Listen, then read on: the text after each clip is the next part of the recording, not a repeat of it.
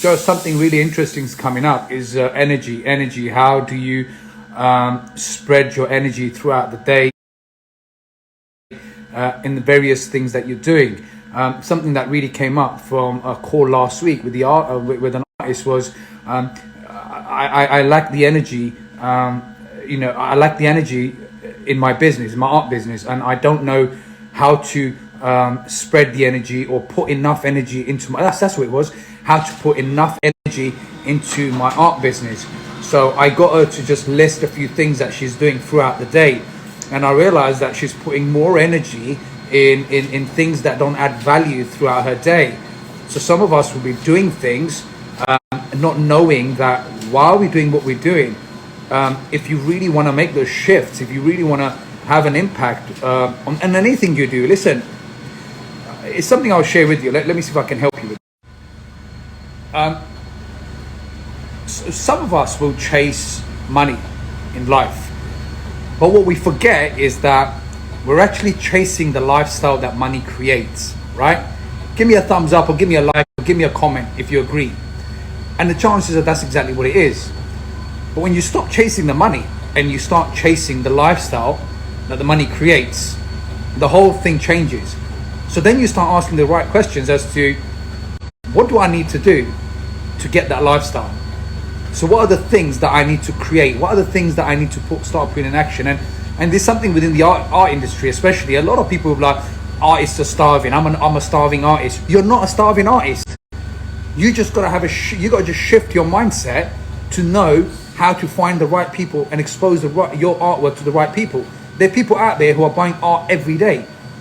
But what we do is we create something, and this is happening with a lot of artists, is that they'll create something, they'll create an Instagram and put an image up, but they've not shared that this is what I created. I created through this emotion. If they were commissioned, how about sharing the fact that you were commissioned and this is the story behind the art? So when you're creating something, people want to know why you created it. People get more inspired by it, okay? So then that starts changing your mindset, because people start showing a different interest. People start asking questions differently. Even in photography, if you're a photographer and you feel that I'm creating all these images, but nobody seems to be buying my photography, but there are actually people buying your type of photography. The only difference is you are not exposing yourself to the right audience. And we've all been there. I've been there. A lot of us have done this. And one of the biggest mistakes would be that we just assume that everybody knows us, so everybody will come to us.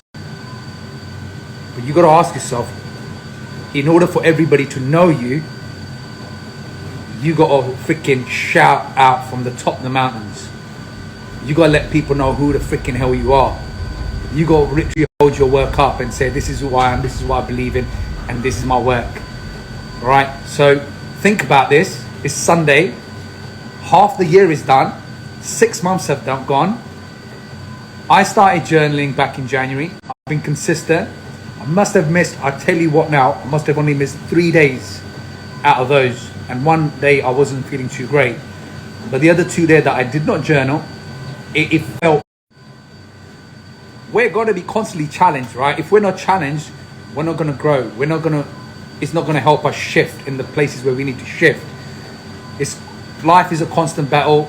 Freaking keep fighting, okay? So, we should stop feeling sorry for ourselves. We go out, we create something. Do you know, there's people out there on a 9-to-5 job really love what they do because they're happy with what they have. But then there's others that doesn't suit them. I used to be in a 9-to-5 kind of thing. I think I was in a 9-to-5 or something like that. I think it was like that, but that's another story.